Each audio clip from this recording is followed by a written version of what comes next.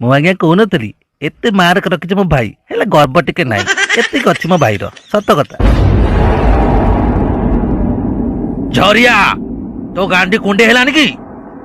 ମୋ ଗାଣ୍ଡି କୁଣ୍ଡେ ହଉନି ସରପଞ୍ଚ ବାବୁ, ତମ ଗାଣ୍ଡି କୁଣ୍ଡେ ହଉଛି ବୋଲି ମୁଁ ଆଜି ମାକଡା ପଥର ନେଇକି ଆଇଛି।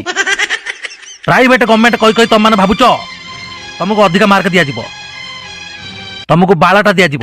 ଝରିଆ, ତୁ କାହାକୁ କଣ କହୁଛୁ? ମୁଁ ଯାହାକୁ ବି କହୁଛି ତାର ଠିକ ଜାଗାରେ ବାଜୁଛି। ଗନ୍ଧେଇଲା ରେ। ଆରେ ପିମ୍ପୁଡି ହେଇ ତୁ ହାତୀ ସାଙ୍ଗରେ ବରାବର କରିବାକୁ ବସଛୁ। ଏ କଥା ଜଣେଇ ଦେବାକୁ ଯେ ତମ ପିଜା ବର୍ଗର ଠାରୁ ଆମ ଅଣ୍ଡା ଛତୁର ପାୱାର କେତେ। ଆରେ ଭାଇ ନ ସେ ବାୟା ବୁଦ୍ଧି ଛାଡେ, ତୁ କଲେଜ ଯାଇ କିଛି କରିପାରିବୁନି, ସେଇ ଚାଷ ବାସ ହିଁ କରିବୁ। ବୁଝେଇ ଦେ ତାକୁ, ଭଲ କରି ବୁଝେଇ ଦେ। ଓହୋ, ବୁଝଉଛି ପରା ଆଜ୍ଞା।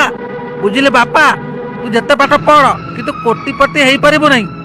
ସାରା ଜୀବନ ଏମିତି ଚାଷ ବାସ କରି ତ ଗୁଜରିବାକୁ ପଡିବ। ଆଉ ଯଦି ମୁଁ କୋଟିପତି ହେଇଯାଏ ତାହେଲେ ଭଗବାନ ଚପତି ନଙ୍ଗଳା ହେଇ ବୁଲିବ।